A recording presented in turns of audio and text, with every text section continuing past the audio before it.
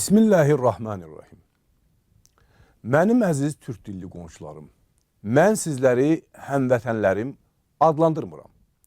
Ona görə ki, mən heç vaxt Azərbaycanı öz vətənim adlandıra bilmərəm. Mənim vətənim Talışistandır. Azərbaycan adlı süni və qondarma bir dövlətin hansı hissəsini siz öz vətəniz sayırsınızsa sayın. Bu sizin öz şəxsi işinizdir. İstəyirsiniz məni lap öldürün belə. Mən Bakıya və Gəncəyə öz şəhərim deyə bilmərəm. Bu mənim deyil. Bir sözlə, hamısından yaxşı mən sizləri qonşu adlandıraram. Bu sizi necə adlandırmaqda mənim üçün yeganə seçimdir. Belə ki, mənim əzizlərim, keçən çıxışımda mən yaxşı olardı ki, bizim sülhlə bir-birimizdən ayrılmağımızdan və mehriban bir qonşu kimi yaşamağımızdan danışmışdım. Şükürlər olsun ki, bunun üçün indi lazımi şərait var. Necə bir cizgi filmində olan qəhrəmanın dili ilə desək, uşaqlar gəlin, mehriban yaşayaq. Bizim bölməyə heç nəyimiz yoxdur. Qoy hər kəs öz evində yaşasın. Qoy hər kəs öz həyatını istədiyi kimi qursun. Biz Talışlar özümüz üçün müstəqil dövlətimizdə yaşamaq istəyirik. Biz istəmirik bizim taleyimizi Bakı həll eləsin. Biz istəmirik ki, bizim üçün tam yad olan adamlar rəhbərlik eləsinlər. Biz istəmirik ki, bizim mədəniyyətimizi mundarlayıb zay etsinlər. Bizə öz ana dilimizdə danışmağa qadağa qoysunlar. Biz öz doğma dilimiz olan Talış dilində oxumaq istəyirik. Həm məktəbdə, həm universitetdə, həm aspiranturada, həm də başqa təhsil ocaqlarında. Biz istəyirik ki, televiziya və radio Talış dilində efirə çıxsın. Biz istəyirik ki, bizim taleyimiz yalnız və yalnız bizim özümüzdən asıl olsun. Nəinki bir dəstə korrupsioner elementlərin əlində. Hansı ki, onlar heç öz xalqlarını sevmirlər. O da qalmışdı, bizi sevsinlər. Deyin mənə, əziz dostlar, bəlkə bu pistir, bəlkə bu cinayətdir, bəlkə bizim istədiyimiz qeyri-normallıqdır. İndi bu suallar ətrafında düşünək. Mən keçən həftəki çıxışımdan sonra yüzlərlə məktub və mesajlar aldım. Çox hissəsi sizdən idi. Türk dililərdən, bizim qonşularımızdan. Bədbəxtçilikdən bu məktubların əksər hissəsi başdan ayağa mənasız məntiqdən, həqiqətdən uzaq olan arqumentsiz, söyüşlərlə dolu olan yazıdan bir şey deyildi. Mən yazılan bu qisim məktublardan əlbəttə danışmağa dəymədiyini bilirəm. Nədən danışasan ki, insanlar çox vaxt arqumentlərin normal insan düşüncəsi, insanları təhqir etməyə və söyüş yazmağı ilə üstün tuturlar. Bununla belə bir halda ki, bilirlər, təhqir etdikləri onlara fiziki cavab verməkdən uzaqdadır. Əminəm ki, belələri 100% yaramazlardır. Əgər onlar mənimlə üz-üzə gəlsəydilər, mənimlə bu səviyyədə davrana bilməzlər. Belə isə olar. Mədocu uzaqdadır, bizim kim olduğumuzu bilmir və hər cür söyüşlə söymək olar.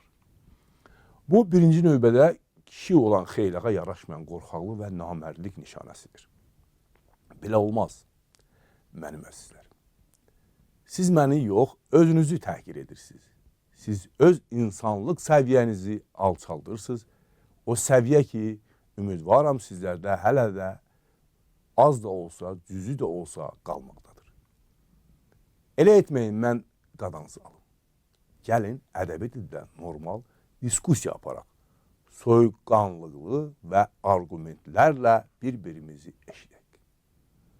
Qaldı ki, sizin əziz qonşular, sizdən aldığım o məktublara, onların içində elləri də var idi ki, onu da deyim, beləsi çoxdur və onlar məni çox sevindirdi.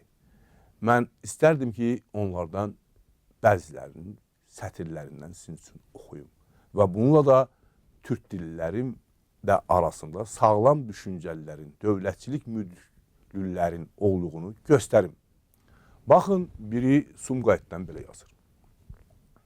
Cənab X deyə götürək. Məsələn, əlbəttə adını və familiyasını deməyəcəm.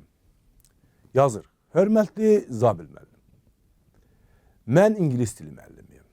Mənim həyat yoldaşım riyaziyyat müəlliməsidir. Biz sada insanlarıq. Həqiqət desəm,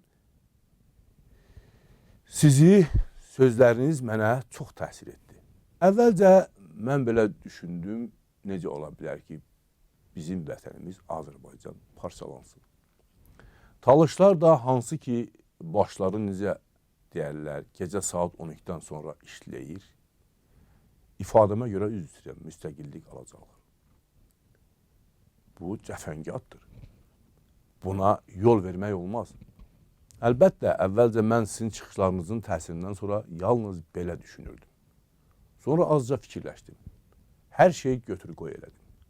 Həyat yoldaşım və digər ailə üzvləri ilə belə bir qərara gəldi ki, siz haqlısınız.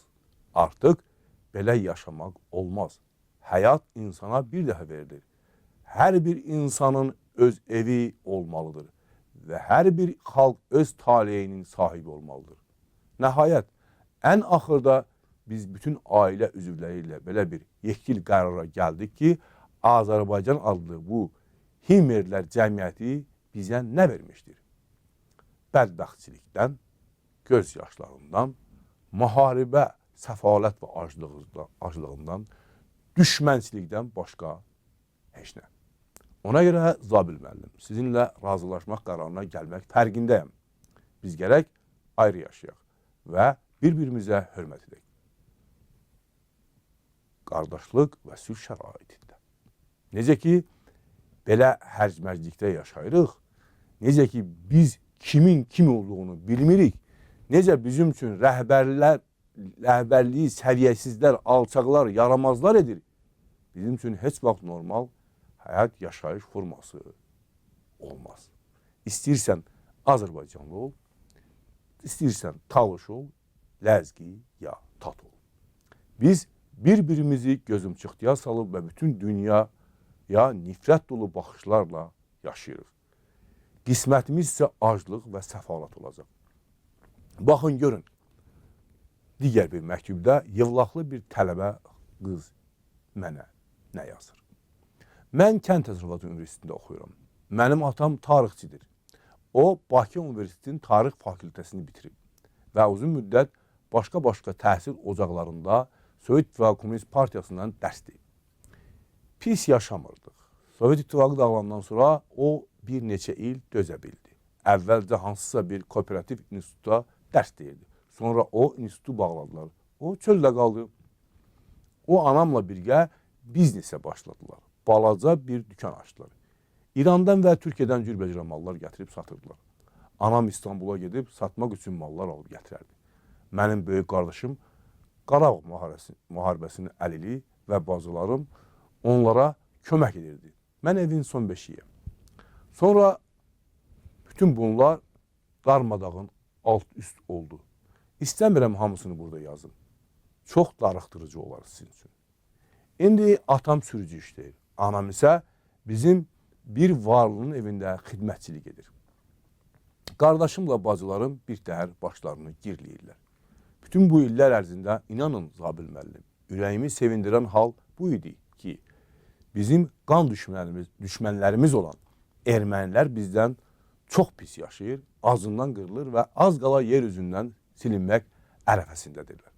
Doğrusu mən bütün bunlara inanırdım. Necə ki, bizim televiziya və radiolarımız Ermənistanın bayaq ya indi dağılacağını deyirdilər. Millət acından oranı tərk edir, biz tezliklə Yerevana və Qarabağa sahib olarıq. Hətta İlham Əliyev Ermənistanın mövcud olmadığını dedi və oranı Qərbi Azərbaycan adlandırdı və Göyçə gölündə tezliklə çimdiyimizdən danışdı. Əlbəttə, bütün bunlar qəlbimi qızdırırdı. Biz əlbəttə gücümüz çatan səviyyədən mübarizə aparırdıq. Elə düşünürdük ki, bu bizim dövlətimizə lazımdır. Ürəyimdə olan bütün bu şübhələr biz bir göz qırpımında yox olub getdi. O vaxt ki, siz keçən il Yerevan bazarında reportajınızı verdiniz və tam dəqiqliklə hər şeyin qiyməti barəsində danışdınız. Nə? Necə deyərlər? Neçəyədir? Əvvəlcə mən buna inanmadım. Fikirləşdim, ağ yalandır. Və sonra özümün Ermənistanlı yaxşı tanıyan bəzi rəfiqələrimlə söhbətdən sonra onlar məhz sizin televiziyada dediyinizi təsdiqlədilər. Birdən mənə hər şey dəhşətli gəldi. Necə yəni? Nə nefti, nə qazı, nə dənizi olan Ermənistan bizdən yaxşı yaşayır. Biz isə bütün bu sərvətlərin içində sürünən həyat tərzi sürürük. Nədəndir bu? Mən fikirləşdim.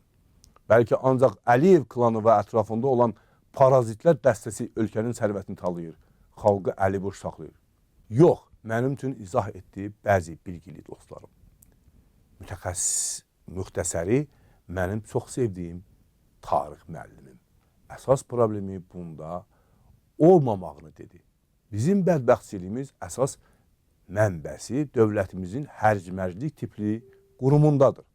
Hansı ki, köklü xalqlar azadlıqdan mərhumdurlar və ikili standartların sosial və milli zülmünün altında yaşayırlar. Bütün bunlar müəllimin belə izah etdiyi elə bir şərait yaradır ki, hətta hər hansı müdrik rəhbərlik və də olsa müsbət nəticə əldə etmək qeyri-mümkündür. Bax belə, mənim əziz qonşularım. Son həftə ərzində onlarla bu ruhda yazılmış məktublar, mən yalnız onlardan ikisindən sizin üçün gətirdim sitat. Hansı ki, onlar real həqiqəti tam dəqiqliklə daha əks etdirirlər. Əlbəttə, belə hal məni sevindirir, əziz dostlar. Mən əminəm ki, məni söyən və danlayan əksəriyyət də məhz belə düşünür. Axı onlar niyə kompleksdən Azərbaycanın təbliğat maşınının onlara aşıladığı pis auradan xilas ola bilmirlər? Çıxışımı bitirdiyim yerdə bugün yenə sizlər üçün keçən dəfə dediyim təkrarlayıram. Dostlar, gəlin əl-ələ verib sizin və bizim azadlığımız uğrunda mübarizə aparaq. Vəssalamu aleykum və rəhmətullahi və barakatuhu.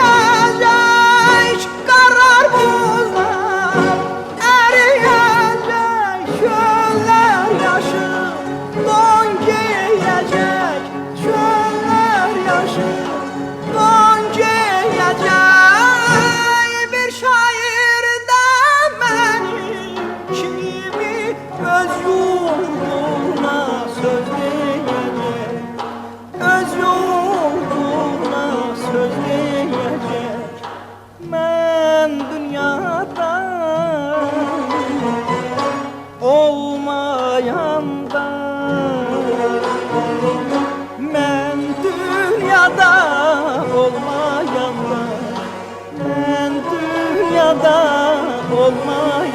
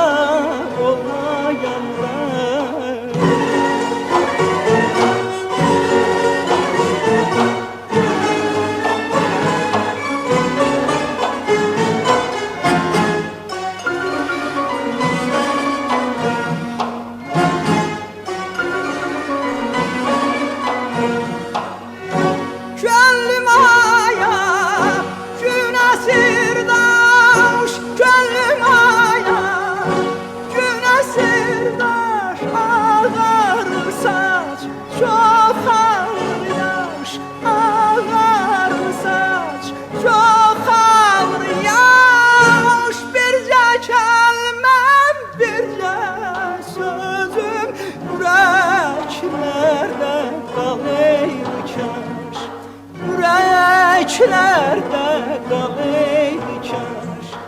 Ben dünyada olmayanda, ben dünyada olmayanda, ben dünyada olmayanda, ben dünyada olmayanda, ben dünyada olmayanda, olmayanda, olmayanda, olmayanda.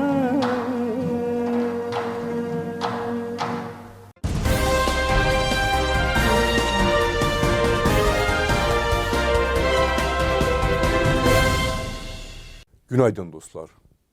Dağıstan Milli Televiziyasının Türk dilli verilişləri efirdədir. Bizə çatan məlumata görə Hacı Talehi elektrikə verib öz əleyhinə ifadə almaq və ASTV-yə çıxartmaq istəyirlər. Hacı Talih Bağırzada 2 aydır qanunsuz olaraq banditeldə saxlanılır.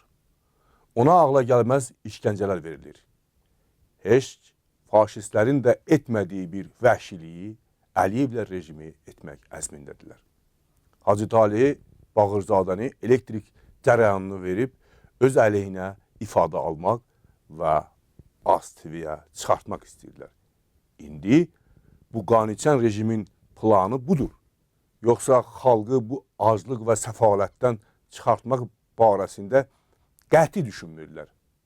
Onlar xalqı ora sürükləməyiblər ki, oradan çıxarsınlar. Yaxşı fikirləşin dostlar.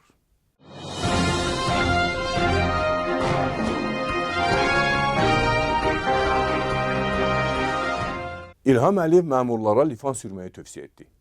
Prezident Bakıda keçirilən konferansda çıxış edib. Naxçıvanda avtomobil zavodu var. Dövlət məmurlarının bu avtomobilləri daha çox almalarını tövsiyə edirəm. APA'ya istinadən bu sözləri Azərbaycan Respublikası regionlarının 2014-2018-ci illərdə sosial-iqtisadi inkişafı dövlət proqramının icrasının 2-ci ilinin yekunlarına həsr olunmuş konferans çıxışında Azərbaycan Prezidenti İlham Əliyev deyib. Ondan. Bu millət niyə narazılıq belə edir belə zəkalı prezidentindən? Yeraltı və yerüstü sərvətlərlə zəngin olan bir ölkəni dilənçilik, yoxsulluq və zəlalət halına gətirib çıxardan bu adamın hələ danışmağa üzü də var. Burada deyirlər, dağıl ey dünya.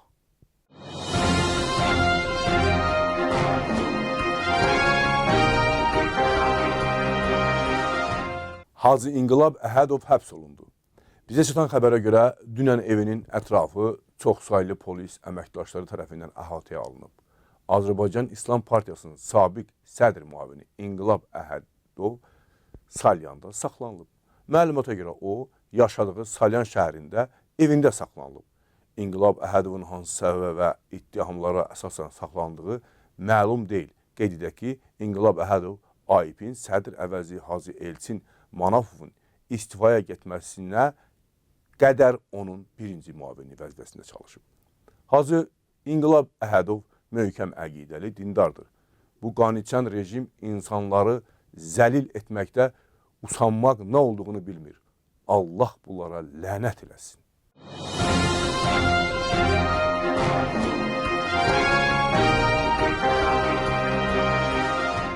Ekranda gördüyünüz bu şəkil Neftçala rayon Xıllı qəsəbə bir saylı tam orta məktəbinin binasıdır. Analogsuz inkişafın analogsuz məktəb binasının görüntüsü. Bəs hanı Azərbaycanın zəkalı və hər şeyə çara qılmağı bacaran prezidenti? Gözləri bəlkə zəif görür. Zəhmət çəkib eynəyini çıxarsın və əlaqədar təşkilatlara göstəriş verməklə bu işə əncam çəksin. Əlbəttə, mən etdiyim tələb normal və sivil bir vətəndaş cəmiyyətinə və o cəmiyyətin seçdiyi ölkə rəhbərinə aiddir. Azərbaycan adlı bu ölkə isə vətəndaşların işgəncəli zindanıdır.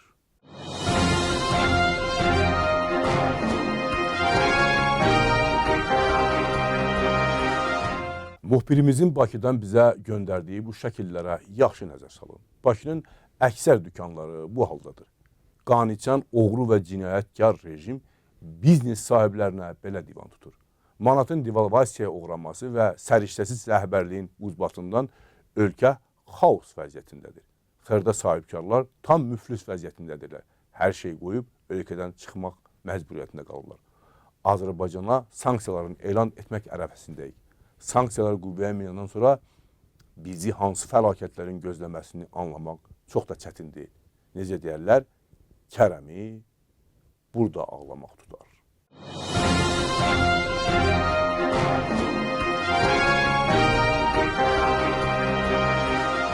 Bu video Talışstanın Biləsuvar şəhərində çəkilib. Biləsuvar şəhərinin bu küçəsi iki dəfə Sovet İttifaqı qəhrəmanı Həzi Aslanovun adını daşıyır. Analogsuz inkişafı ilə səhərdən axşamacan baş qulağımızı aparan bu rejim insanları aclığa, yaşayış yerlərini mədain xarabalıqlarına çevirib. Saysız hesabsız milyardları mənimsəyən İlham Əliyev və onun cinayətkar klanı bax bununla övünür, fəxr edir. Biz Talışstan Milli Televiziyası olaraq beynəlxalq hüquq orqanlarını və bütün tərəqqipərvər bəşəriyyəti aclıqla üz-üzə dayanan Azərbaycan adlı bir ölkənin vətəndaşlarına kömək etməyə çağırırıq. Ölkə deyilən bu məmləkətdə insanlara acından ölməsinlər deyə humanitar yardım etmək lazımdır. Əks təqdirdə insanlar çörək tapa bilmədiklərindən sadəcə acından qırılıb öləcəklər.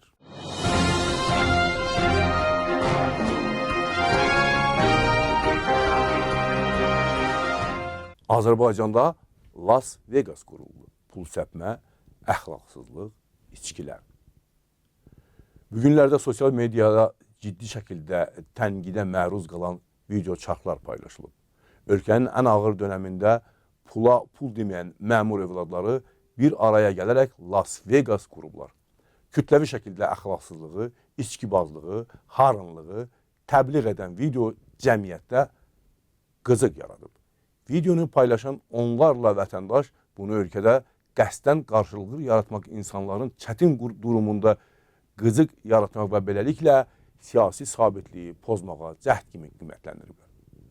İnsanlar sosial problemlərlə məşğul olarkən və ölkə bu böhrandan çıxış yolları axtararkən bəzi şəxslər qəsdən Bakıda insanların əsəblərini tarma çəkirlər.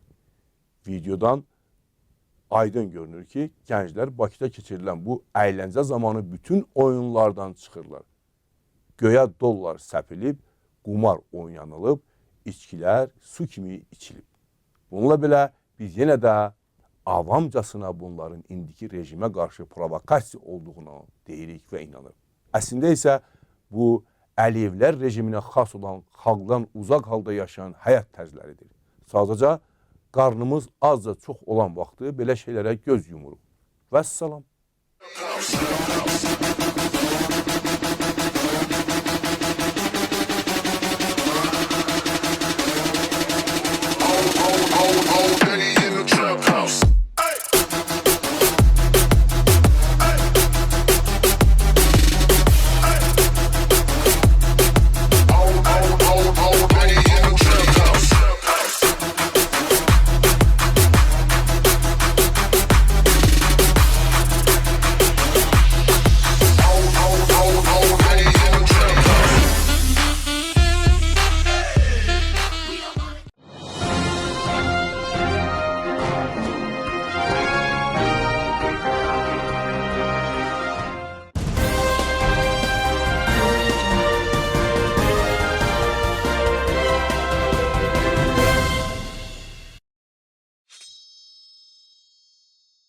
Bəndəyəm.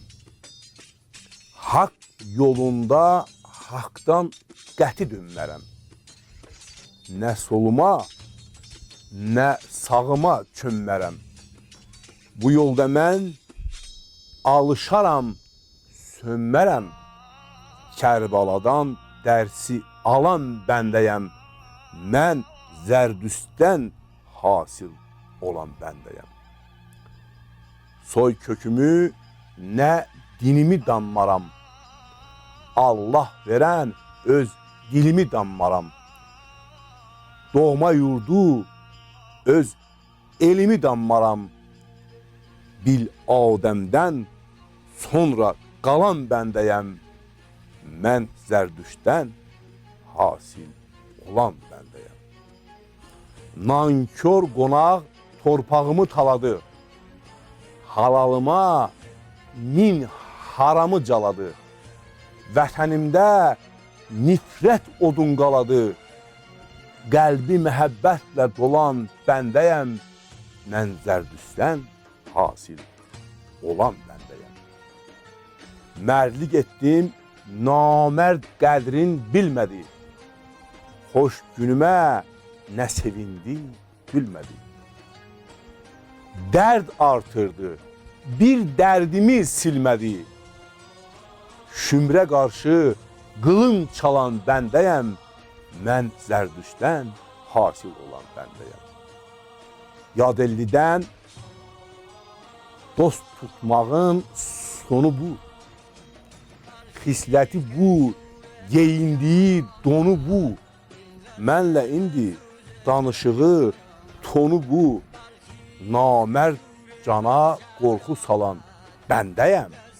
Mən Zərdüstdən hasil olan bəndəyəm. Dünya dost yox, insan üçün canidir. Vəfasızdır, müfəqqəti fanidir. Həyat onda göz qırpımı anidir. Sevinç verib, dərdi alan bəndəyəm. Mən Zərdüstdən hasil olan bəndəyəm.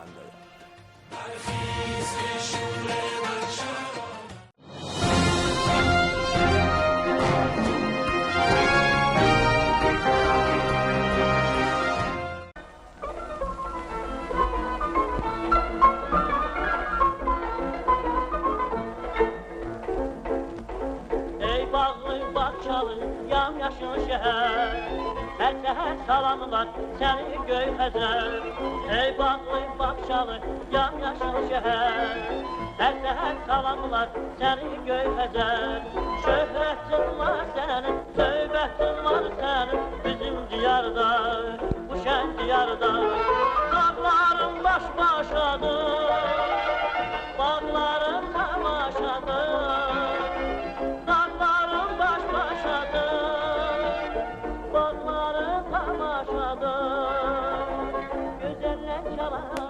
Bizim Lənkəran, gözəl Lənkəran, bizim Lənkəran.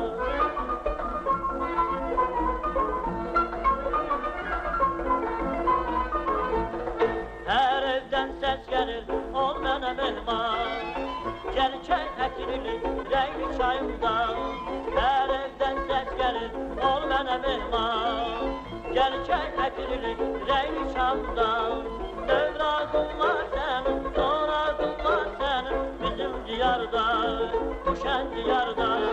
Rəhbəhli limanın sarı, yaşıl çay tarlaları.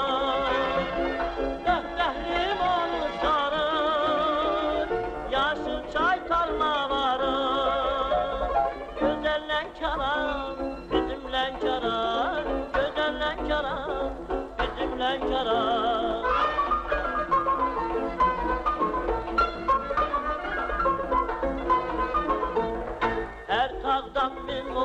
Min bəhər gəlir, qardaş ellərindən şad xəbər gəlir. Hər tağdan min nubar, min bəhər gəlir, qardaş ellərindən şad xəbər gəlir. Çatdıq canlılarım, hər yerdə dostlarım, açıb süfrəni, anırlar səni. Sərvətin gəlir xoşa, deyirlər ağıl yaşa. Sərvətin gəlir xoşa, deyirlər ağıl yaşa. Sağ ol Lənkəran, var ol Lənkəran, sağ ol Lənkəran, var ol Lənkəran. Sağ ol Lənkəran, var ol Lənkəran, sağ ol Lənkəran.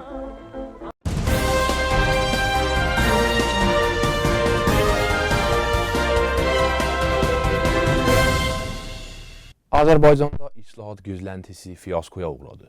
Hakimiyyətin belə bir niyyəti yoxdur. Eyni şəxs 4-cü dəfə prezident olmaq istəyir. Bölgələri bürüyən etiraz dalğası səngimək üzrədir. İqtidar vaxt uda bildi. Görünən budur ki, hakimiyyətin siyasi və iqtisadi islahatlar barədə ictimai rəyə təqdim etdiyi fikirlər imitasiyadan başqa neynə deyilmiş. Siyasi idarəçilik islahatlara tab gətirməyəcək dərəcədə kövrəkdir. Lakin Qərb beynəlxalq təşkilatlar demokratik açılım və ən azı korrupsiyaya son qoyulmasını tələb edir. Bakıya verilən limit başa çatmaq üzrədir. Azərbaycan hakimiyyəti növbəti mərhələdə konkret sanksiyalarla üzləşə bilər.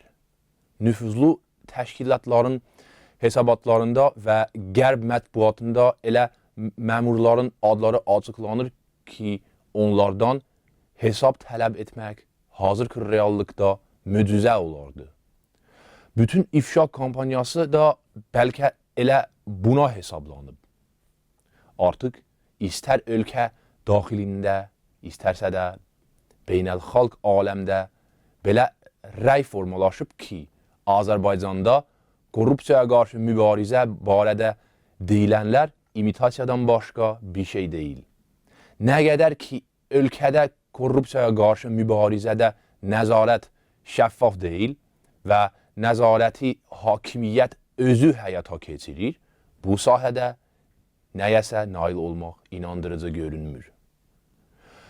Korrupsiyaya qarşı mübarizənin qanuni müstəvidə aparılması beynəlxalq təşkilatların rəsmi Bakıdan tələb etdiyi əsas məsələdir.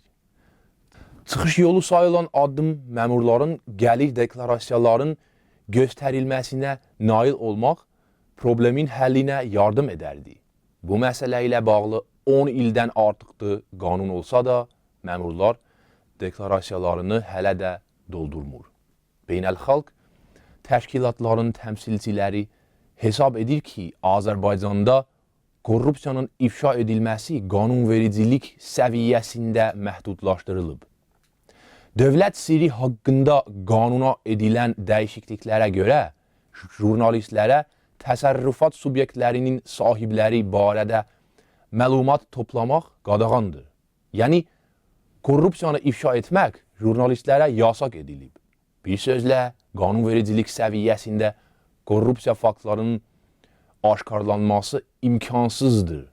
Hakimiyyət heç bir islahatı qəbul etmir və müsbət dəyişikliklər ola biləcəyi barədə deyilən fikirləri elə beşiyindəcə boğur. Bütün bu proseslər fonunda 2018-ci ildə keçiriləcək prezident seçkilərində hakim elitadan kimin namizəd ola biləcəyi məsələsi yenidən aktuallaşır.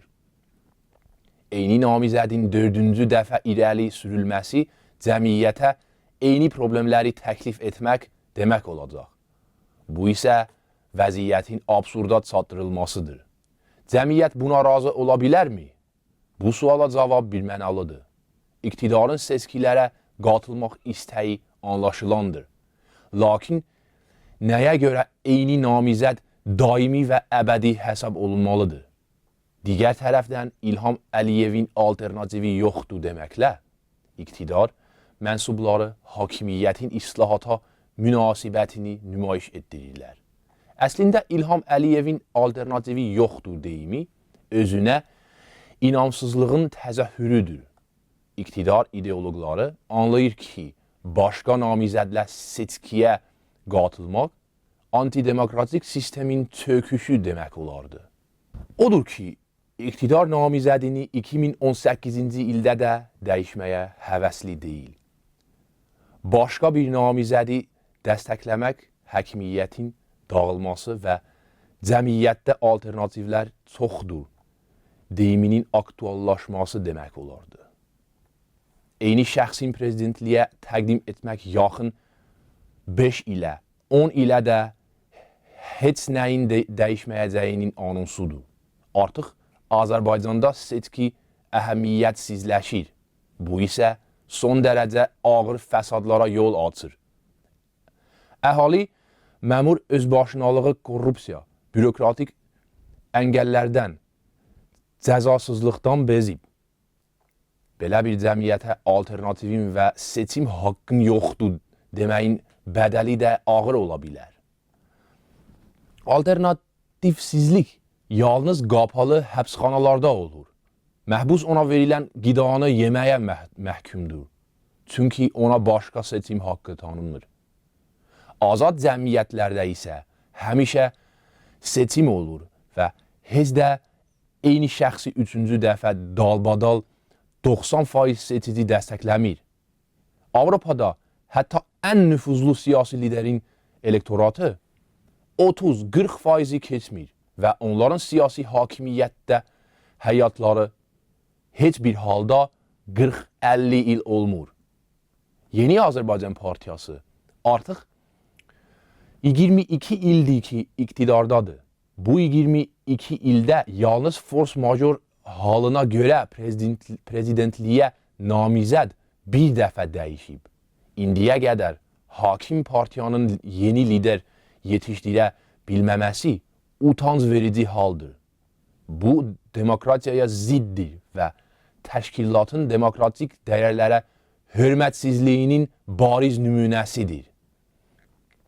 Eyni hakim komandanın dəyişməməsi rəqabət mühitini məhv edir. 15-20 il nazir postunda əyləşən insanlarla islahatlara nail olmaq imkansızdır. Rəqabətsiz şəraitdə isə inkişafa nail olmaq mümkün deyil. Alternativimiz yoxdur deməklə hakim elita cəmiyyətin inkişaf etməyəcəyini açıqlayır. Bu isə inqilablara yol açır. Mahiyyət etibarilə hakimiyyət cəmiyyətə inqilabdan başqa alternativin yoxdur fikrini aşılayır.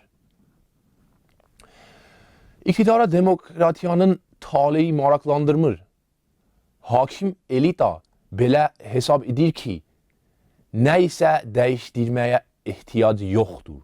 Lakin tarixin və dialektikanın öz qanunları var. Dəyişmək istəmən sistemlərin çöküşü bəzən adi bir təsəddüfə bağlı olur. İllərdən bəri yığılan problemlər bir anın işindəcə partlaya bilir və bütün hesablamaların üstündən xətt çəkir. Cəmiyyətə daima alternativ təklif olunmalıdır. Bu toplumun təməl haqqıdır. Belə bir haqqı əlindən alınmış cəmiyyətlər isə özləri alternativ axtarışına qalxır. Bəzən isə üstünlük verdiyi alternativlər qisasçılıq naminə seçilir. Alternativin təklif olunmaması cəmiyyəti idarə olunmaz həddə qədər radikallaşdırır. Qərb siyasətçisi üçün siyasi karyera, diktatura yaratmaq üçün deyil. Hakimiyyətdən seçki yolu getmək yenidən qayıtmağa şərait yaradır. Qanla getmək isə hər nəsnəsin sonu olur. Azərbaycan hakimiyyəti islahata getmək niyyətində deyil və demokratik seçkidə keçirmək istəmir.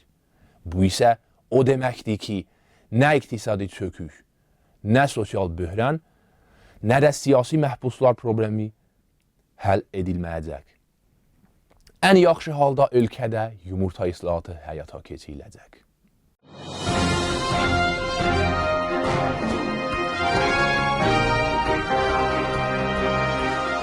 Eşkinle çağlayan illere saçına düzdüğüm güllere bugünden əzizim dünyada elveda deyirəm, elveda.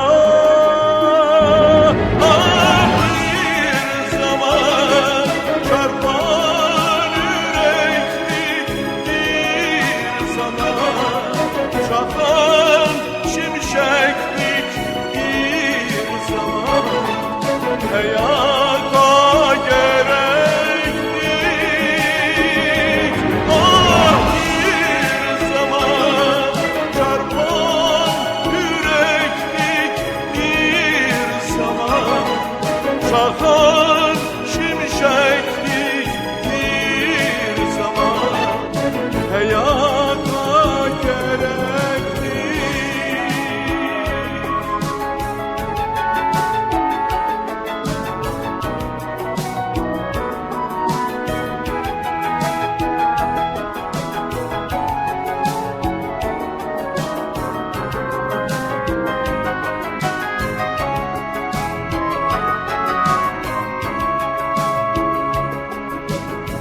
bir nurlu güneştin sönmüsen,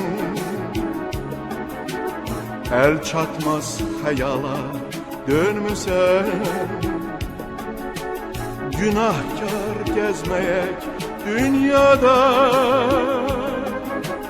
elveda deyirəm, elveda. Ah, bir zaman çarpan yürekli, bir zaman çakan şimşeklik, bir zaman hayata gerektik.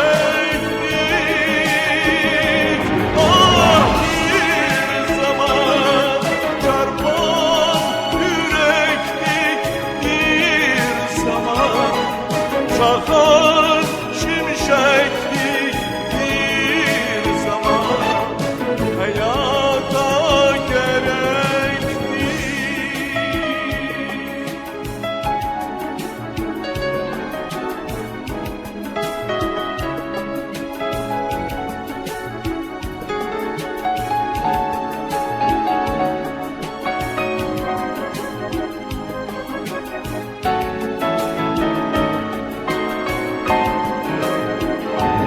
Oh, bir zaman çarpan yüreklik, bir zaman çakan şimşeklik, bir zaman hayata gerektik.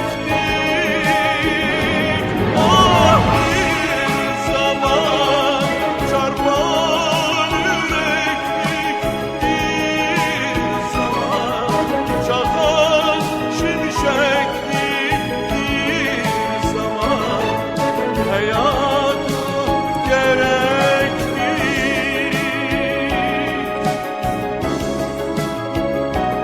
Elveda,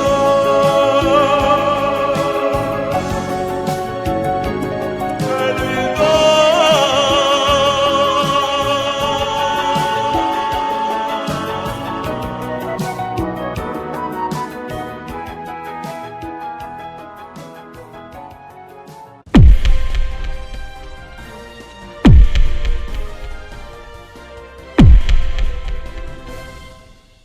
Salam, efirdə əks sədadır. İlham Əliyev Nabələt ərazidə. Financial Times qəzetinin Moskva müxbiri Farku yazır ki, neft gəli erasının başa çatması ilə Azərbaycan prezidenti İlham Əliyev özü üçün Nabələt əraziyə daxil olub. O, neft gəlinin dalğalarında ən çox surfing etmiş dünya lideridir, yazır müxbir.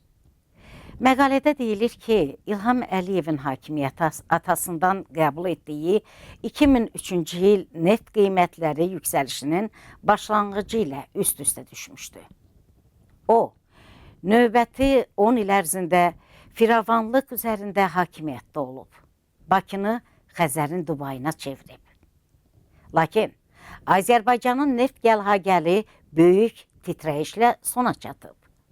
Düşən neft qiymətlərinin təsirini aylarla inkar edən Mərkəzi Bank ötən dekabrda milli valyutanın dollar sancağını açıb və manat devalvasiyaya uğrayıb, deyərək müxbir yazır. Hökumət silkələnib. Parça yazır ki, Azərbaycanın taleyindəki bu surətli dəyişikliklər Cənab Əliyevin indiyədək üzləşdiyi ən böyük çətinliklər olacaq. Bu, qismən də həyatın davamı olaraq yalnız yaxınlaşmasını görən və onun bəyanatlarını təsdiqləyən adamların əhatəsində sabun köpüyündə yaşayan liderin fenomenidir.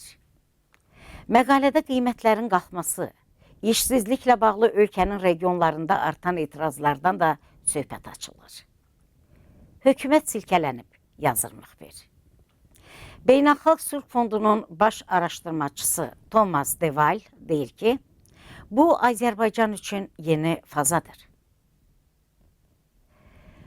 Qafqaz üzrə ekspertin fikrincə bu qismən də həyatın davamı olaraq yalnız yaxınlaşmasını görən, onun bəyanatlarını təsdiqləyən adamların əhatəsində sabun köpüyünü yaşayan liderin fenomenidir, deyərək təkrar eləyir.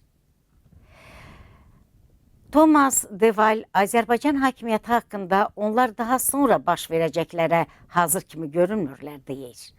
O yalnız balansı saxlayır, deyə Demontal Finans qəzetinin məqaləsində İlham Əliyev atası ilə müqayisə edilir. Və müxbir yazır ki, keçmiş DTK rəhbəri Heydər Əliyev ölkədə öz avtoritar hakimiyyət üslubu ilə sabitliyi bərqərar etmiş, şəxs kimi tanınsa da İlham Əliyev ölkəyə daha çox dəstəklərindən asılı olduğu müxtəlif maraq qruplarının məmnun etməklə rəhbərlik edir. Məqalədə deyilir ki, neft gəlirlərinin yüksək olduğu vaxtlarda yoxsulluq 49%-dən 5%-ə düşsə də, neft sərvətinin əksər hissəsi biznesmen, siyasətçilərin kiçik çevrəsi tərəfindən mənimsənilib. Universitetin professoru və postsovet Azərbaycanın tarixçisi Andrey Altstad İlham Əliyev haqqında danışarkən, Financial Times qəzetinə bildirib ki, o, atası kimi böyük dahi milli lider deyil, lakin o balansı saxlayır. Müxbir Azərbaycandakı maraq qruplarından yazarkən, qara kürüdən tikintiyə qədər böyük biznes imperiyasına malik Kəmaləddin Heydarovun ölkənin ən böyük bankına, əksər mehmanxanalara sahib Paşayevlərin adlarını çəkir. Qəzet yazır ki, Azərbaycanın yoxsul rayonlarındakı narazılıq onun qaydalarını dəyişə bilər. Stabillik müxtəlif güc qruplarını razı salmaqdır. İndi bu qruplardan biri də ölkənin xalqıdır deyib. Bir bankir Financial Times qəzetinə, məncə indi bütün oliqarxlar narahatdırlar, deyərək yazır. Məqalədə həmçinin Azərbaycanda ötən il baş vermiş beynəlxalq bank qalmaqallarından Milli Təhlükəsizlik Naziri Eldar Mahmudovun vəzifəsindən uzaqlaşdırılmasından da çox söz açılır. Qəzetin yazdığına görə biznes adamları və onların müşavirləri Azərbaycana daha çox töhfə vermək üçün xaricdəki aktivlərini satmağa məcbur edirlər. Digər tərəfdən Cənab Əliyevin özü də intisarçılıq hallarına qarşı mübarizə aparacağını vəd edib. Bakıdakı bankirlərdən biri müxbirə deyib ki, şirkətlər xaricdən mal gətirmək üçün ağır ödənişlər etməkdə davam edirlər. Lakin indi bu pullar qəhvəyi zərflərdə rüşvət pulu şəklində korrupsiyalı rəsmilərə yox, hökumətə gedir. Əliyev vədinə xilaf çıxarsa, qəzet yazır ki, prezident ictimaiyyəti razı salmaq üçün pensiyaların artırılması kimi tədbirləri də elan edib. Məqalədə deyilir ki, Azərbaycanın hazırki vəziyyətinə qonşuları diqqətlə göz qoyurlar və hər hansı sabitsizlik ölkə üçün sonu bəlli olmayan nəticələrə səbəb ola bilər. Bəli, səbəb ola bilər. Əgər vədlər 1-2 aya yerinə yetirilməsə, onda Əliyev və onun oliqarxları üçün risklər həqiqətən də artmış olacaqdır. Bununla belə, müşahidəçilər etirazların qısa müddətdə nisbətən firavan Bakıya yayılacağını gözləmirlər. Qəzet yazır ki, xalq üsyanından qorxan Əliyev və onun hökuməti müxalifəti əzişdirib, tanınmış fəalları və jurnalistləri həbsxanalara atır. Lakin, əgər prezidentin iqtisadiyyatı canlandırmaq cəhdləri tezliklə bəhrə verməzsə, Azərbaycanlıların öz hökumətlərinə münasibətdə səbir kasası daşa bilər, tökülə bilər, deyərək qəzet yazır. Müxbir yazır ki, İlham Əliyev Davosda olarkən neft qiymətləri düşməkdə davam edərsə də, manatın bundan sonra zərər görməyəcəyini vəd edib. Lakin xanım Altstad bildirir ki, əgər bu vəd 1-2 aya yerinə yetirilməsə, onda Əliyev və onun oliqarxları üçün risklər həqiqətən də artmış olacaq. Bu faktdır.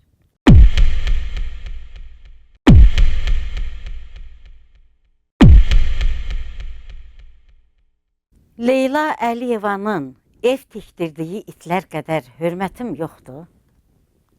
Qəbələ rayonunun Ləzgilər yaşayan Duruca kənd sakini Şahin Mirzəyev qışın bu günü evsiz, eşiksiz qalıb. Qəbələ rayon icra nümayəndəliyinin tapşırığı ilə bir qrup polis ona məxsus olan evi söküblər.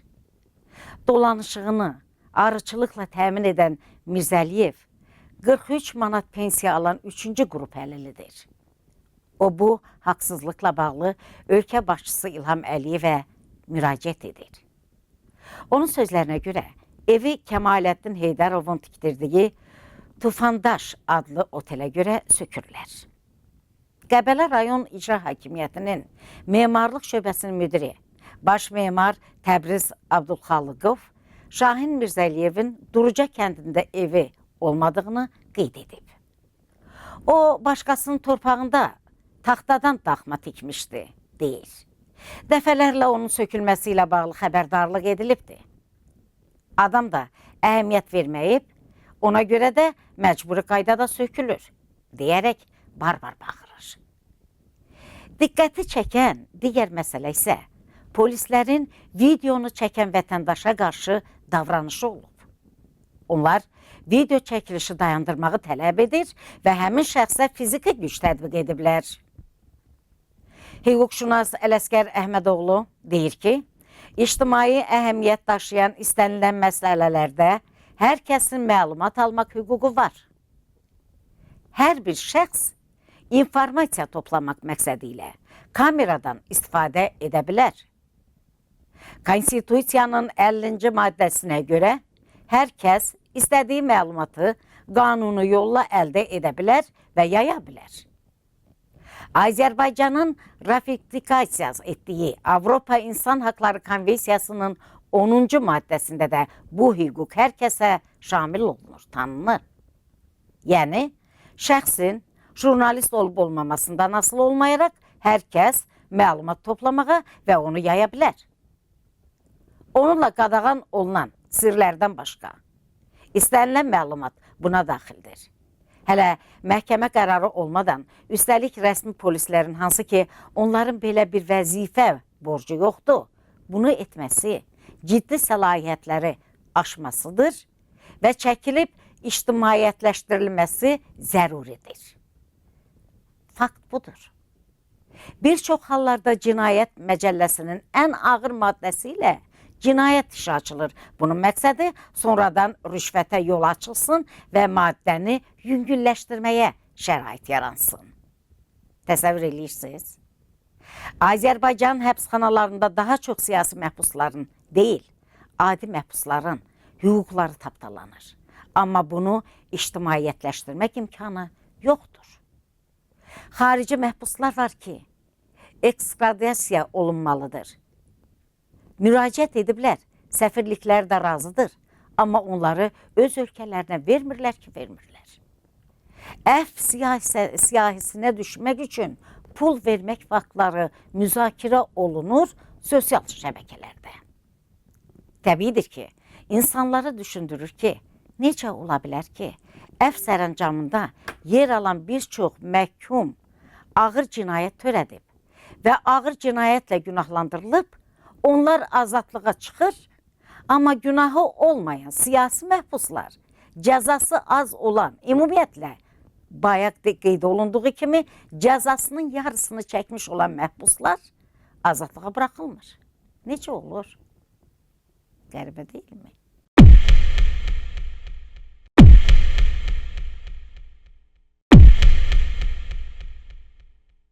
Xədicənin müdafiəsinə beynəlxalq vəsatət təqdim olunub. Əliyevin 2013-cü ildən başlanan 3-cü prezidentlik müddətində media üzərinə repressiyalar daha da artaraq beynəlxalq qeyri-hökumət təşkilatlarında əhatə etdi. Bir neçə nüfuzlu beynəlxalq təşkilat tədqiqatçı jurnalist Xədicə İsmailovanın Azərbaycan hökumətinə qarşı iddiası ilə bağlı Avropa İnsan Haqları Məhkəməsinə vəsatət təqdim etmişdir.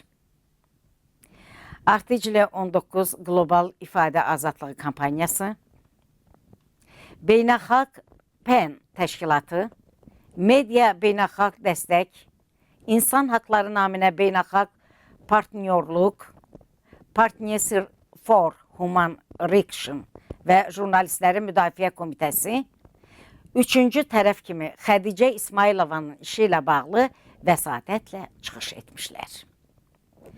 Bakı Konvensiyaya qarşı vəsatət məktubunda bildirilir ki, tədqiqatçı, jurnalist və insan haqları müdafiəçisi Xədicə İsmailova ilə bağlı iş Avropanın İnsan Haqları Konvensiyasının informasiyanın sərbəst şəkildə alınması, paylaşmasını himayə edən 10-cu maddəsinin Azərbaycan Respublikası tərəfindən kobud şəkildə pozulması ilə əlaqədardır. Bu da vurğulanıb ki, İsmailovanın həbsi və məhkum edilməsi jurnalistlər də daxil olmaqla vətəndaş cəmiyyəti üzərinə davam edən sistematik repressiyaların nəticəsində baş verib. Vəsatət müəllifləri yazırlar ki, bu iş yalnız bir fərdə aid olsa da, başqa jurnalistlərin, blogerlərin, vətəndaş cəmiyyətinin fiqurlarının buna bənzər işləri ilə eyni əlamətləri əks etdirir. Jurnalistlər, media və vətəndaş cəmiyyəti üzərinə son hücumlar ölkənin hazırki tarixində ifadə azadlığı üçün ən ciddi təhlükə kimi başa düşməlidir, deyilir sənəddə. Məktubda qeyd olunur ki, Azərbaycanda ifadə azadlığının məhdudlaşdırılması çoxdan bəridir Avropa Şurası təsisatlarının ciddi narahat etmişdir. Lakin bütün çağırışlara baxmayaraq, Azərbaycan mediaya qarşı repressiyalarını daha şiddətlə davam etdirməkdədir. Məhbus Jurnalistlər Beynəlxalq Jurnalist və İnsan Haqları Təşkilatının müştərək vəsatətlərdən bildirilir ki, Azərbaycanda hazırda 9 jurnalist siyasi motivli ittihamlarla həbsxanadadır. Qeyd olunur ki, Nicat Əliyev, Pərviz Nəsimov, qəzetin redaktoru, Seymur Həziyev, qəzetin müxbiri, Ərşad İbrahimov, Azadlıq qəzetinin Gəncə müxbiri, Hilal Məmmədov, qəzetin redaktoru, Rauf Mirqədirov, Zerkala qəzetinin müxbiri və Tofiq Yaqubuldan Müsavat qəzetinin yazarı, başqa hazırda daha 5 bloger və 4 insan haqları fəalı da həbsxanadadır. Bu da qeyd olunur ki, bu şəxslərdən bəziləri ölkədə siyasi məhbus siyasinin tərtibi ilə məşğul olublar. Vəsadətdə qeyd olunur ki, Azərbaycan hökumətinin Avropa İnsan Haqları Məhkəməsinin Konvensiyanın 10-cu maddəsinin pozulması ilə bağlı qərarları daxil olmaqla, hökumətin icrasından boyun qaçırması, Azərbaycan hakimiyyətinin ifadə azadlığının təminatına dair öhdəliklərini yerinə yetirmədiyini göstərir. Məktubda xatırladılır ki, 2015-ci ilin dekabrında Avropa Şurasının baş katibi Yaqland, Azərbaycanda qanunlardan hakimiyyət tənqidçilərinin susturulması üçün istifadə edildiyi bildirilir. Vəsadətdə bu da xüsusi vurğulanır ki, Azərbaycanda həbs edilmiş jurnalist və insan haqları müdafiəçiləri Avropa Şurası təsisatları ilə fəal əməkdaşlıq etmiş şəxslərdir və Xədicə İsmailova, İntiqam Əliyev, Emin Hüseynov, Anar Məmmədli, Rəsul Cəfərov və fəaliyyətə görə hakimiyyətin qisası ilə üzləşiblər. İlham Əliyevin 3-cü müddəti, məktubda Prezident İlham Əliyev hakimiyyətinin 2 müddəti ərzində ifadə azadlığının daha da məhdudlaşdırılması üçün çoxsaylı tədbirlərin göründüyü qeyd olunmuşdu. Müəlliflər qeyd edirlər ki, Əliyevin 2013-cü ildən başlayan 3-cü prezidentlik müddətində media üzərinə repressiyalar daha da artaraq beynəlxalq qeyri-hökumət təşkilatlarında əhatə etmişdir. Məktubda deyilir ki, bu vəsatəti imzalayan təşkilatların Azərbaycanda artıq bir partnyoru da qalmayıb. Xədicə İsmailovanın həbsindən az sonra onun keçmiş həmkarlarının çalışdığı Azadlıq Radiosunun Bakı bürosunda reyd edilib. Azərbaycanda sonuncu müstəqil informasiya mənbəyinin qapıları möhürlənibdir. Jurnalist təşkilatları sözü gedən məktubda Avropa İnsan Hakları Məhkəməsinin Azərbaycana ha belə bir sıra başqa ölkələrdə aid olduğu baxılması işləri xatırladır. Məktubda deyilir ki, Azərbaycanda jurnalistlər getdikcə sərtləşən repressiyalar mühitində fəaliyyət göstərirlər. Xədicə İsmailovanın 7 il yarım müddətinə azadlıqdan məhrum edilməsi bu mənada tamamilə simptomatikdir. Davam etməkdə olan təqiblər Azərbaycan hökumətinin necə bir cəzasızlıq şəraitində fəaliyyət göstərdiyini, öz beynəlxalq öhdəliklərinə hörmət qoymadığını nümayiş edirlər, deyilir vəsatətdə. Məktub müəllifləri Avropanın İnsan Hakları Məhkəməsindən bu vəsatətə daha geniş Azərbaycan kontekstinə baxılmasını rica edirlər. Rica edirlər.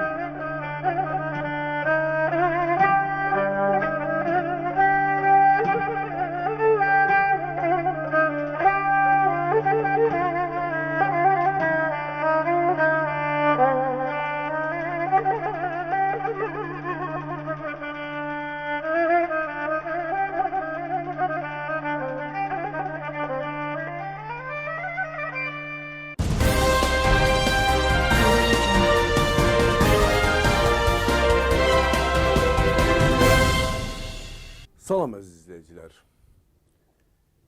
Talıştan Milli Televiziyasının Türk dilli verilişlərinin Dünya Zaman və Həyat rubrikası yenə efirdədir.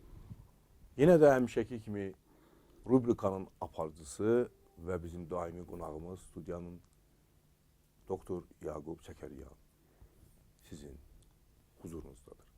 Salam Ustad. Merhaba. Ustad, biz istərdik ki, bugün bizim söhbətimizdə bəzi məsələlərə toxunaq və mümkünsə biraz yekunlu, yəni qısa şəkildə onları tamaşaçılarımıza çatdıraq.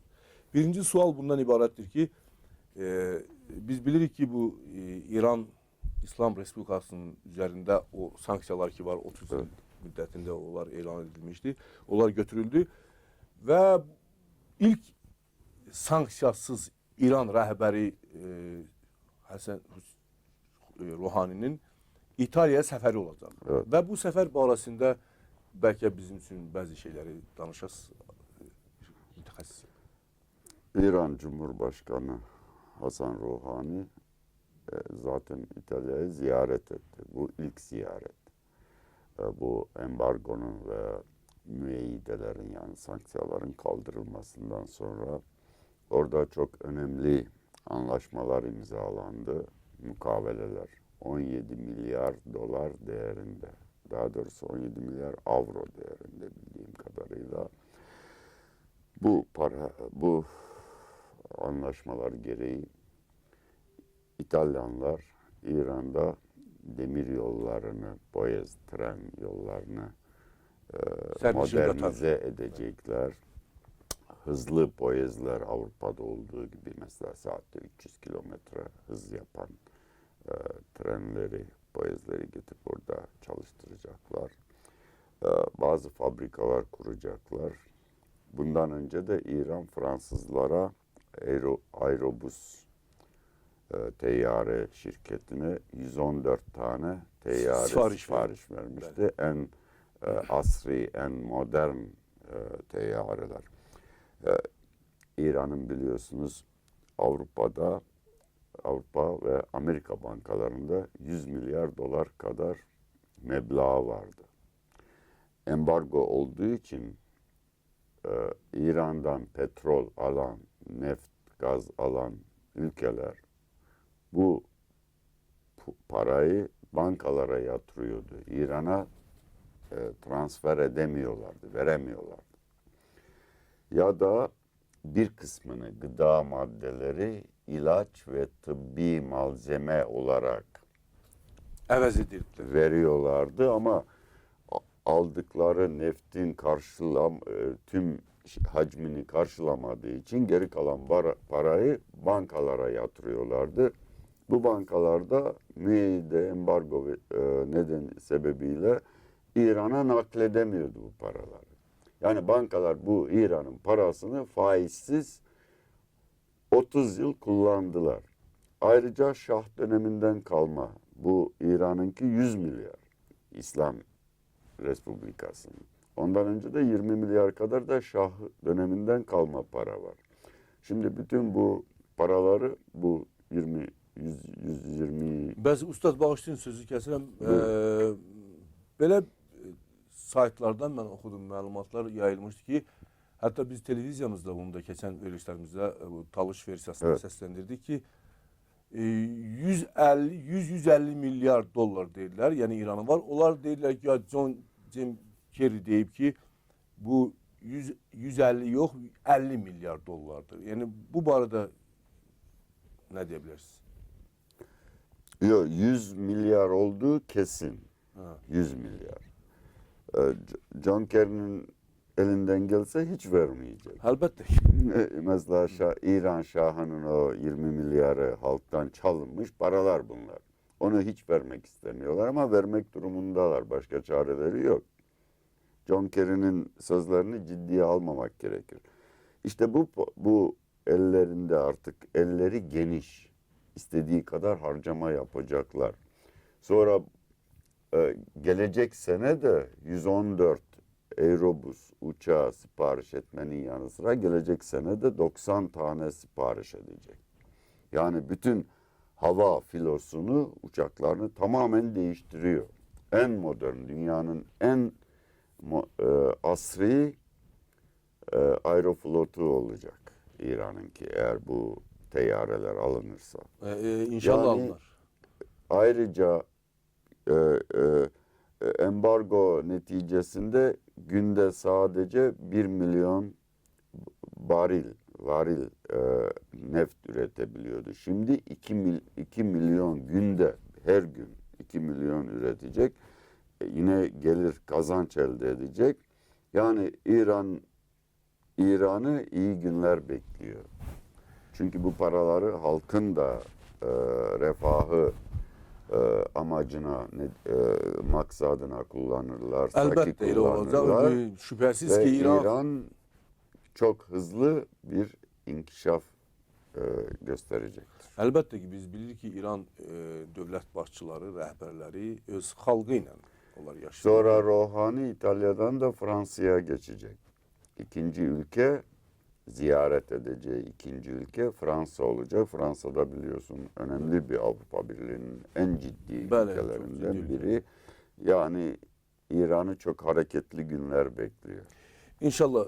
Ustad, ikinci sual bundan ibarətdir ki, bildiyimiz kimi ayın 25'inde, bu ayın 25'inde Cenevrədə səhv eləmirəmsə konferans keçməli idi.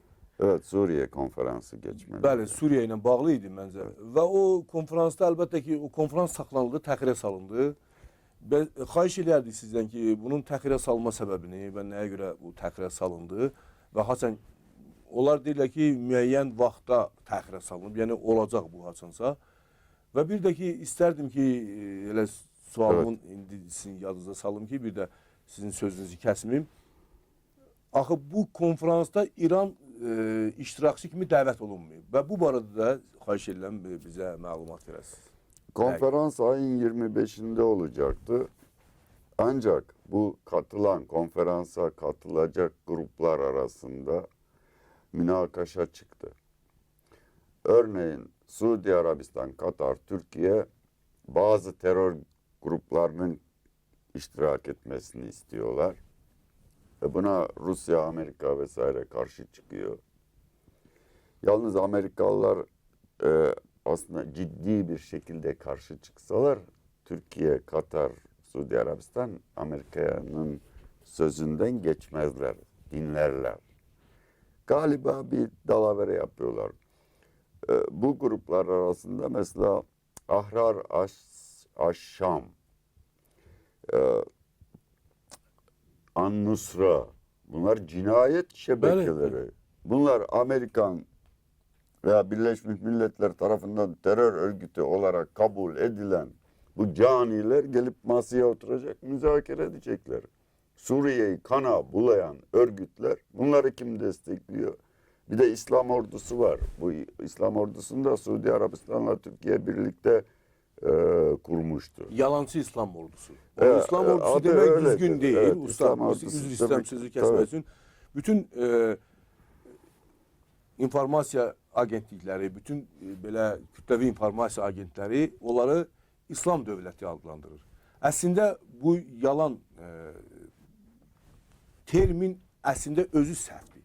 Yalancı İslam dövləti. O Ya İslam aslında dövləti, İslam hiçbiri- dövləti İran kimi olar. Buyurun. IŞİD İslam adına gidip insan öldürüyor. Masum insanları katlediyor alçakça. İslam'la ne ilgisi var? Bu İslam ordusunu Suudi Arabistan'la Türkiye kurmuştu. Suudi Arabistan tabii Türkiye, Katar, Kuveyt'te razılar. Bunlar katılsın. An-Nusra katılsın. Bu cinayet şebekeleri. IŞİD katılsın. Ya onlar terör listesinde. Nasıl katılacaklar? Ama Kuzey Suriye'deki Kürt teşkilatı olan PYD katılmasın. Salih Müslim'e önce bir davetiye gönderiyorlar. Salih Müslim kalkıp Cenevre'ye gidiyor. Türkiye boykot etti. Eğer Salih Müslim PYD adına konferansa katılacak olursa biz konferansa katılmıyoruz. Suudi Arabistan'da eğer İran konferansa katılacak olursa biz katılmıyoruz. Tabii Suudi Arabistan'ın ardından Kuveyt, Katar, Türkiye'de belki katılmayabilir. Yalnız bu İran meselesi çok tuhaf. Hatta biraz da rezalet de aslında. İran'a 3 gün önce Birleşmiş Milletler Genel Sekreteri Ban Ki-moon davetiye göndermişti konferansa katılması için. Bu muhalif gruplar, yani An-Nusra gibi, IŞİD gibi cinayet şebekeleri itiraz ediyorlar. Koskoca Birleşmiş Milletler Genel Sekreteri de bu cinayet şebekelerin aklına uyup davetiyeyi geri çekiyor. Bunun üzerine İran katılmıyor. Halbuki İran'ın katılmadığı hiçbir konferansta Suriye meselesi hallolmaz. Nasıl ki Rusya'nın katılmadığı, Amerika'nın katılmadığı bir konferanstan bu mesele hallolmazsa, İran'ın katılmadığı konferansta hiç hallolmaz. Gerçi bu müzakerelerde asıl maksat Suriye meselesinin, yani Suriye'de devam eden iç savaşın bitirilmesi, sona nihayet erdirilmesi değil. Çünkü bu müzakereler 6 ay sürecek. Ya o 6 ay ne müzakere edeceksiniz?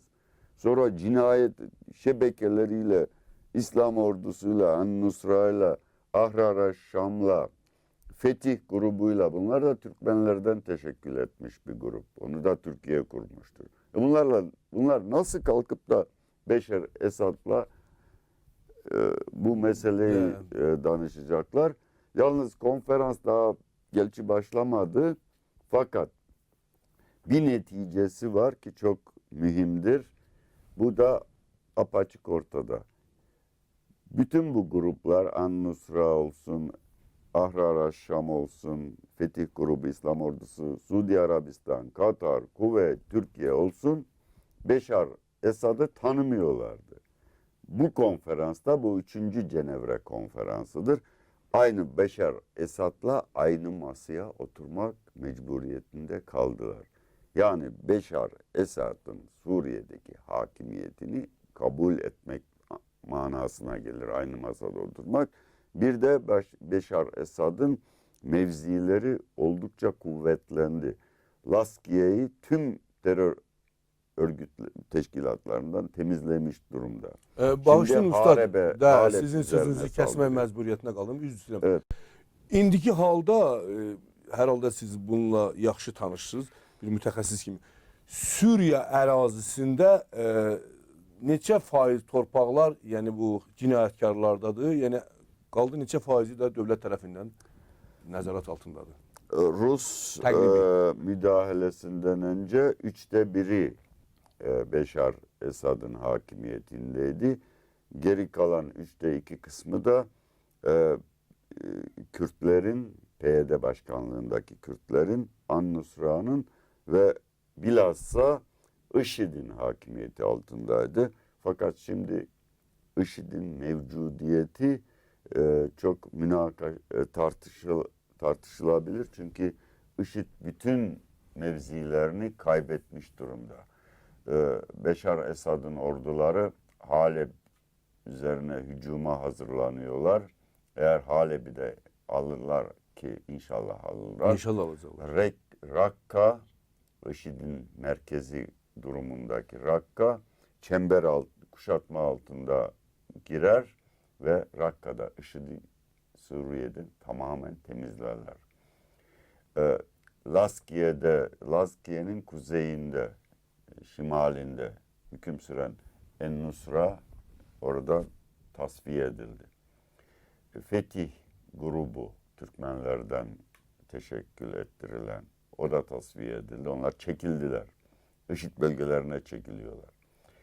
Geriye IŞİD birçok bölgeleri kaybetti. Sadece İdlib ve Rakka'da mevcutlar. İdlib'i inşallah yakında orayı da temizlerler. Rakka'ya sıkışırsa tamamen imha edilecek. Onun için de şimdi güçlerini Suriye'den Musul'a kaydırmak istiyorlar. Yani kaçıyorlar. Yalnız kaçmalarına Rus teyyareleri izin vermiyor. Hə, onları bombardıman edib məhv edir. Suriye ordusu da kuşatma altına alıp mahvediyor hepsini. Yani Suriye için iyi günler.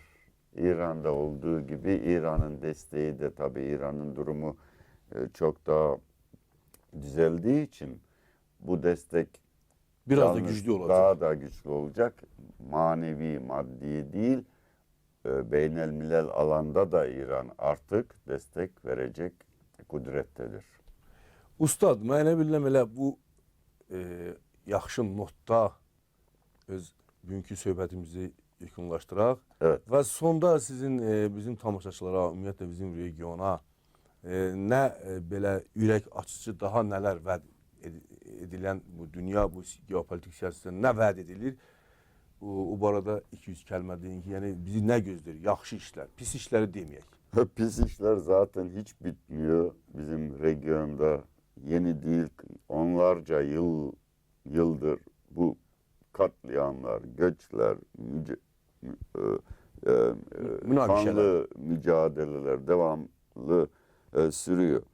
İnşallah gerçi bu konferans meseleyi halletmez ancak Beşar Esad'ın yani Suriye hükümetinin mevzileri çok güçlü. IŞİD mahvolmuş durumda Suriye'de, En-Nusra mahvolmuş durumda, Ahrar Şam. Bütün bu terör örgütleri büyük darbeler aldılar. Bu bir. İkinci mesele Suriye'de Rusya'nın mevzileri çok daha güçlü Amerika'ya nazaran. Amerika'dan çok daha güçlü. Kaldı ki bir de müttefiki var. İran gibi regionun en büyük siyasi kuvveti olan, en itibarlı devleti olan İran'la da Rusya işbirliği içinde. İnşallah Rusya-İran işbirliği Suriye'de barış huzuru sağlar. Sonra sıra barış ve huzur sağlamanın sırası Irak'a gelir. Irak'ta da inşallah barış olur da bölgemiz biraz rahat nefes alır. Ben bu mevzuda umutluyum. Çox sağ olun ustad. Siz de sağ Allah olun. sizə yar olsun. Sağ olun əziz tamaşaçılar. Allah regionumuzdaki bütün halklara yar olsun, yaran olsun. Amin.